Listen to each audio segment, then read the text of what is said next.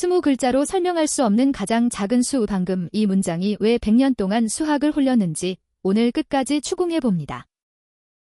서론입니다. 오늘은 무서운 공식이 하나도 없습니다. 적분도 행렬도 안 나와요. 도구는 딱 2가지. 개수를 세는 일, 그리고 말이 자기 자신을 가리킬 때 벌어지는 일을 지켜보는 눈입니다. 먼저 문장 하나를 천천히 읽어보겠습니다. 이상할 것 없어 보입니다.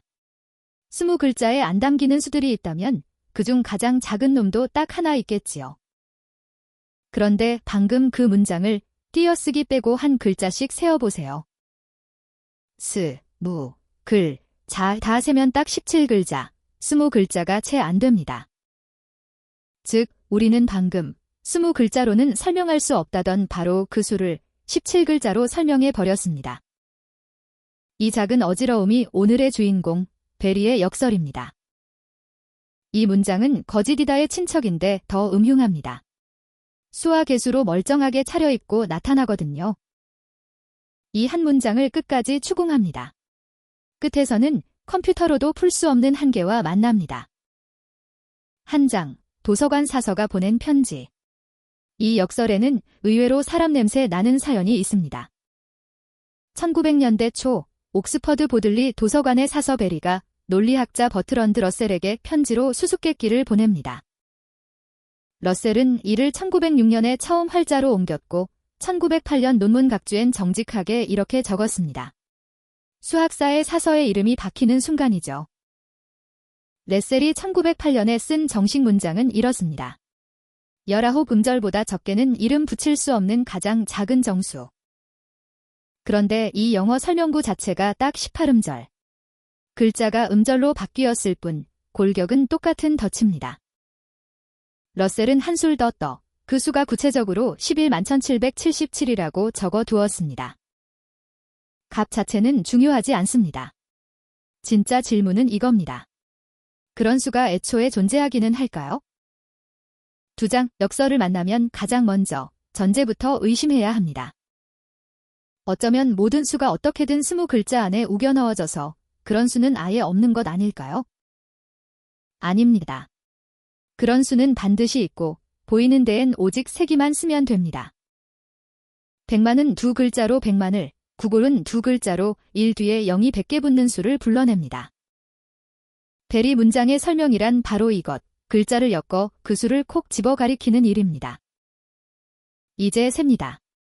흔한 글자와 낱말이 1000가지라면 1글자 설명은 많아야 1000가지, 2글자면 1000 곱하기 1000가지. 20글자면 많아야 1000을 20번 곱한 약 10의 60제곱까지.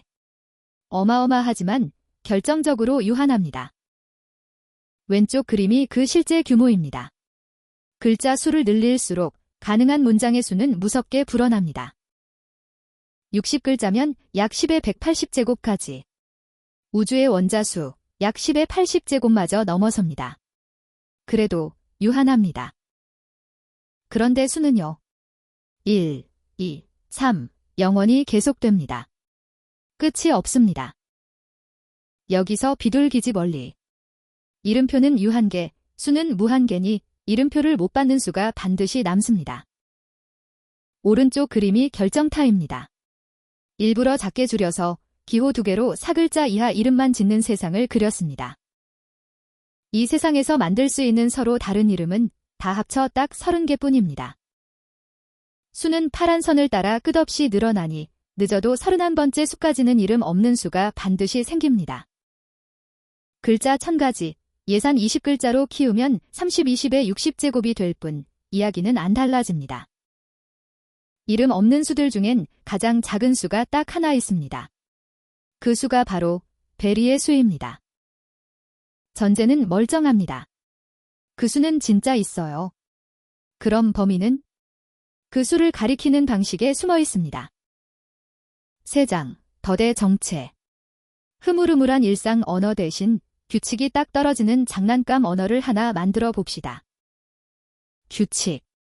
숫자는 오직 1 하나, 연산은 더하기와 곱하기만. 설명의 길이는 쓴 1의 개수로 잽니다. 6은 1 더하기 1에 1 더하기 1 더하기 1을 곱해 만듭니다. 쓰인 일이 5개, 길이는 5입니다. 이를 6번 더해도 6이지만 그건 길이 6, 더 깁니다. 우리는 늘 가장 짧은 설명에만 관심이 있습니다. 이 최소한의 일의 개수는 수학자들이 실제로 연구하는 양이고 정수 복잡도라는 이름까지 붙어 있습니다. 이 언어에선 베리의 문장이 모호하지 않습니다. 만들 수 있다가 칼같이 분명하니 컴퓨터로 찾으면 되죠. 직접 찾아봤습니다. 막대 하나하나가 그 수를 만드는 데 필요한 최소한의 일의 개수입니다. 주항점선이 이를 11개라는 예산입니다. 이 선을 처음으로 뚫고 올라온 빨간 막대가 바로 41입니다. 이를 11개 이하로는 아무리 영리하게 엮어도 41은 못 만듭니다. 그리고 어떤 모순도 없었습니다. 여기서 잠깐.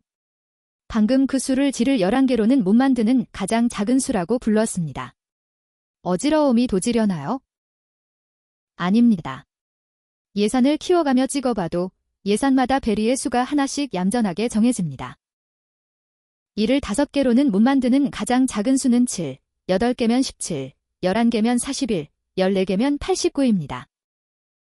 수는 껑충껑충 뛰는데 가리키는 문장은 늘 한 줄 이 힘이 일상 언어에선 역설의 방아쇠가 됩니다. 그런데 여기선 왜 안전할까요? 그 문장은 우리말이지 1과 더하기 곱하기로 된 장난감 언어가 아니기 때문입니다. 41이 장난감 언어로는 길다는 것과 우리말로는 짧다는 것 위 둘은 전혀 부딪히지 않습니다. 키를 센티미터로 재면 173이고 인치로 재면 68인 것이 모순이 아닌 것과 똑같지요. 다른 자로 잰 값을 나란히 놓고 모순이네? 한 것, 그게 어지러움의 정체였습니다. 그럼 서론의 문장은 왜 모순이었을까요? 설명하는 언어와 설명되는 언어가 둘 다 한국어였기 때문입니다. 20글자의 글자도 한국어 글자고 그걸 설명하는 문장도 한국어 문장. 자가 자기 길이를 재기 시작한 거지요. 장난감 언어처럼 설명하는 언어와 설명되는 언어를 분리해두면 역설은 깔끔하게 사라집니다. 요령이 아니라 20세기 논리학이 도달한 진짜 결론입니다. 5장에서 다시 만나요. 그 전에 이 장난감 언어가 보여준 더 충격적인 사실 하나를 보고 가겠습니다. 41은 빙산의 일각이라는 것. 4장, 빙산의 일각. 2장의 세기 논증은 사실 훨씬 더 센 말을 하고 있었습니다. 이름표가 유한계면 이름 받는 수는 전체의 티끌. 베리의 수는 무명의 바다에서 첫 봉우리였을 뿐입니다. 이 가장 짧은 설명의 길이가 콜모고로프 복잡도입니다. 그 대상을 만들어내는 가장 짧은 프로그램의 길이죠. 정확히 구할 순 없지만 압축 프로그램이 줄여준 길이를 어림값으로 쓸 수 있습니다. 길이가 똑같은 1200비트짜리 수 4개를 압축해봤습니다. 모두 0인 수와 규칙 반복은 96비트로 한순간에 손바닥만 하게 줄어듭니다. 짧은 이름이 있다는 뜻이지요. 무작위 수는 1288비트, 오히려 늘었습니다. 줄일 규칙이 없으니 원래 길이가 가장 짧은 설명인 거죠. 오른쪽 그림이 이 장의 핵심이고 사실은 2장의 세기 논증이 옷만 갈아입고 다시 나타난 것입니다. n비트 수 중 10비트 이상 줄어드는 비율은 많아야 2분의 1을 10원 곱한 값 우 짧은 비트열은 개수가 적으니까요. 그래서 어떤 수의 절반은 단 1비트도 못 줄이고 99.9%는 10비트조차 못 줄입니다. 짧은 이름 있는 수가 오히려 희귀한 예외입니다. 이름 없는 수는 애초에 머릿속에 떠오르지도 않거든요. 정직하게 짚을 게 하나 있습니다.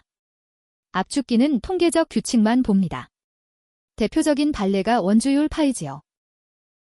파이의 자릿수는 압축기로는 안 줄지만 원주율을 계산해 베터라라는 짧은 프로그램이면 충분하거든요. 압축이 되면 짧은 이름이 있다는 확증. 안 줄어든다고 이름이 없다는 보장은 아닙니다. 여기서 한 걸음 더 콜모고로프 복잡도는 계산할 수 없습니다. 그 증명이 곧 베리의 역설이에요. K를 계산하는 프로그램이 있다면 복잡도가 n보다 큰 첫 수를 찾아라라는 프로그램을 짤 수 있습니다. 그런데 이 프로그램의 길이는 n을 적는 데 드는 약 로그 n의 상수를 더한 것뿐이라 n보다 한참 짧습니다. 즉 이 짧은 프로그램이 복잡도가 n보다 큰 수를 n보다 짧게 설명해 버립니다. 모순이지요. 빠져나갈 길은 단 하나, 처음 가정이 틀렸다는 것, 가장 짧은 설명의 길이는 컴퓨터로도 구할 수 없습니다. 설명 가능을 짧은 프로그램으로 출력 가능으로 바꾸는 순간 말장난이 어엿한 정리로 굳어집니다. 1970년대 차이틴이 보였습니다.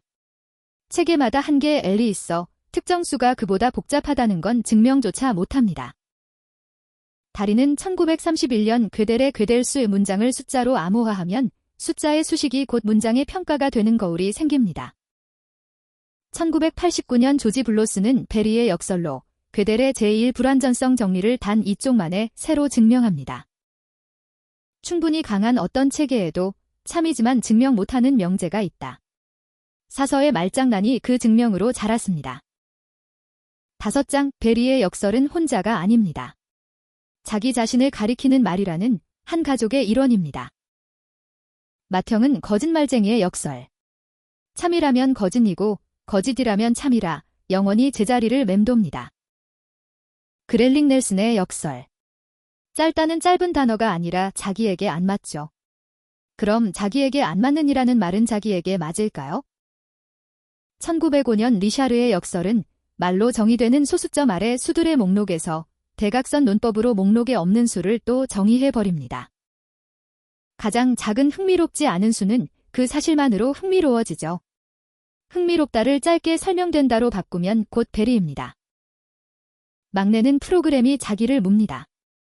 1936년 튜링의 정지 문제, 만능 판별 프로그램은 존재할 수 없다는 증명입니다. 판별기의 답과 정반대로 행동하는 프로그램을 자기 자신에게 먹이면 판별기는 어느 쪽으로도 답할 수 없거든요. 공통점은 하나, 판정이 자기가 속한 그 체계 안에서 자기 자신을 평가하려 들 때 사달이 난다는 것. 이 처방을 1930년대 타르스키가 정리로 못 박습니다. 언어는 자기 자신을 온전히 말할 수 없습니다. 6장, 마무리. 다시 처음에 그 한 문장으로 돌아가 봅시다. 20글자로는 설명할 수 없는 가장 작은 수. 그런 수는 진짜 있고 모수는 가리키는 방식에서 났으며 처방은 자와 젤 대상의 분리. 이게 오늘의 전부입니다. 개수를 세는 일, 그리고 이 말이 어느 언어의 말인가 묻는 일, 그 둘이 이만큼을 길어 올렸습니다. 베리의 역설이 아름다운 이유는 말장난처럼 보이면서도 언어와 수의 가장 예민한 급소를 정확히 찌르기 때문입니다. 다음에 그건 한마디로 정의되라는 말을 만나거든 되물어 보세요. 이 잣대는 혹시 자기 자신을 재고 있지는 않은가? 그 물음 하나가 어지러운 역설을 담담한 산수로 바꿔줍니다. 100여 년 전 사서가 편지지 위에서 발견한 그 산수로요. 오늘 여정이 즐거우셨다면 구독과 좋아요로 응원해주세요. 엘즈랩에서 다음 오디세이로 또 만나요.